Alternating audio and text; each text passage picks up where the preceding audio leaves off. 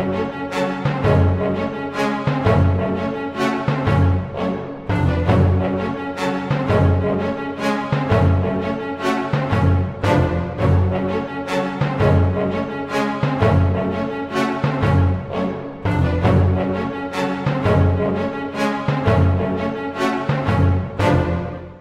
has been claims regarding the properties of the respondent. There has been an allegation that even the Chief Justice is willing to donate the properties to the victims in Cagayan de Oro. And therefore, in the highest demand of public interest, in order to settle this issue, we want that we be allowed to present evidence insofar as Article 2 is concerned. Is it true? Counsel? Is the counsel true? May No, I'm asking if the gentleman is finished.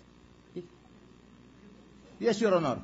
All right. What is the pleasure of the defense? Thank you, Mr. President. We are not in total conformity and in full accord with the statement of the Honorable presented Prosecutor, Your Honor, for the simple reason that while it is true that the prosecution or the prosecuting officer can determine the order of presentation of his witness, that is merely discretionary and not a matter of right. There is never any jurisprudence on the point that will point to the fact that it is an exclusive privilege and absolute at that, because it is subject to the discretion of the court. Now, we are wondering why there will be an alteration in the manner of presentation of evidence, Your Honor. We were served with a copy of the impeachment complaint. There are 8 grounds therein stated. We wanted to believe that any and all grounds will be the subject of the evidence of the prosecution in the manner they are stated or appearing in the articles of impeachment. Why the deviation? Now, there is an allegation to the effect that there is a demand, public opinion, and so on, a newspaper. It is very clear, Your Honor, that in this kind of proceedings, we are totally disregarding public opinion. We are totally disregarding what the press states, Your Honor. But in accordance with the oath of the members of this honorable body, Your Honor, it is stated that what should govern the ruling of this honorable impeachment court will be the conscience of these members thereof, but in accordance with the provisions of the Constitution and the law. Now, if we subscribe or allow the introduction of this kind of evidence, then this impeachment court will be at the mercy of the prosecution, Your Honor, which can never be the philosophy nor the reason behind the requirement of procedure insofar as trial is concerned. I do not see any reason why they cannot proceed with number 1, with and so on down the line, and instead choose number 2, Your Honor. First, if there are witnesses right now, Your Honor, may we place on record that we have never yet been identified with the identity of this witness. As a matter of courtesy, Your Honor, we were expecting that we will be granted at least 3 days within which to be informed of who these witnesses are, so that we can prepare for an intelligible cross-examination. True, we may cross-examine, but if it is not intelligible, if it is not in accordance with the procedure and the law, Your Honor, then it will be an exercise of futility. There is nothing that this impeachment court could get from that, not any enlightenment, but rather confusion, Your Honor. We wanted to avoid that kind of an eventuality. Is the prosecution ready to present evidence on Article 1?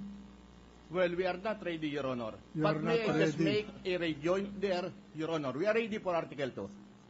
You are not ready to... We are ready for Article 2. Wait a minute. You are not ready to present evidence on for your Article 1? We prepared for Article 2, Your Honor. And may I just make a brief rejoinder to the statements of the counsel for the defense. You have 2 minutes. Yes, Your Honor. Firstly, we do not want public opinion to be the issue insofar as Salen is concerned. As a matter of fact, no evidence has been presented, and yet there has been press releases regarding the ownership of this property.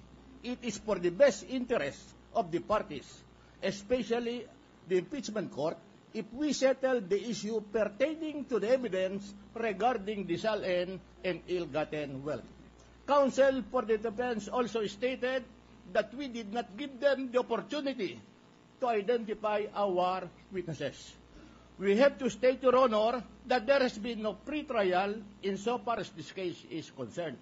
Moreover, Your Honor, the defense has submitted so many pleadings, objections to the subpoena, things like that.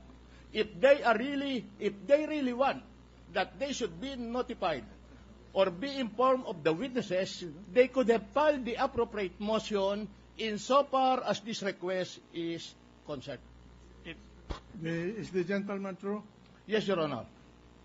Just for the record, then if you consider Article 2 as the most important part of your articles of impeachment, why did you not make it as your number one article? Well, we consider, Your Honor, that all articles in the impeachment are important. They are in pari passu. Yes, Your Honor. All right. The gentleman from Makati and Bicol.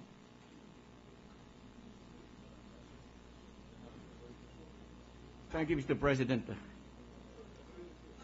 I don't think we can limit the presentation of the articles on the part of the prosecution. I have once been a prosecutor. And sometimes we have witnesses, sometimes we don't have. So we arrange it. And that is what happened in the Estrada impeachment. But to solve this problem, may we request the prosecution to now or rearrange the presentation of the prosecution's evidence, and that would help everyone, so that we would know also on the part of the Senate, we will know what to study beforehand. So if you can rearrange it, I think it will be for the good of all. For orderly proceeding, I think the suggestion of the gentleman from Makati and Bicol is well taken.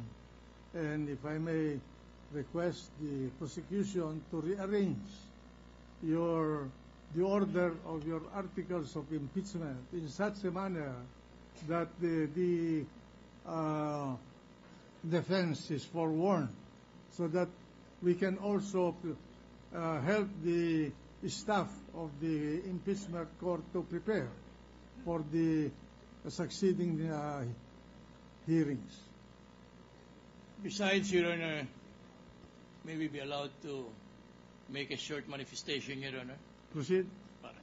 Besides, Your Honor, there is abundant jurisprudence to the effect that in the filing of any charge involving a criminal offense, the prosecutor must already be in possession of the evidence against the accused and not gather the evidence after filing the information. That is a condemned procedure. It is violative of the rule on due process, Your Honor. Now, they say that this is the subject of the talk of the town. This is what appears in this is what had been discussed by the press and the media. Because they always deal with it, not knowing that there is a rule that should be followed in the matter of presenting evidence. We take note of that, Counsel, and I think that for us to proceed, may I now request the parties to prepare for trial, and let's finish this manifestation and counter-manifestation and go on into the nitty-gritty of presenting the evidence. Yes, yes, Your Honor, and thank you very much for that accommodation. We are prepared to cross-examine any and all witnesses they'll be presenting under impeachment, under the first article of the impeachment complaint, Your Honor. Because that is how we understood the rule of procedure. Thank you very much, Your Honor. Proceed, Counsel. You may proceed to present your evidence, but kindly state for the record the rearrangement that you want in the presentation of your evidence henceforth. with respect to the 8 articles of impeachment. Well, So right now, Your Honor, So that we can also guide the clerk of court and the staff in an orderly recording of the proceedings. yes, Your Honor. Right now, we shall be starting with the presentation of evidence insofar as Article 2 is concerned, and tomorrow we'll be filing a written manifestation regarding the order insofar as the presentation of evidence for the other articles are concerned. So ordered.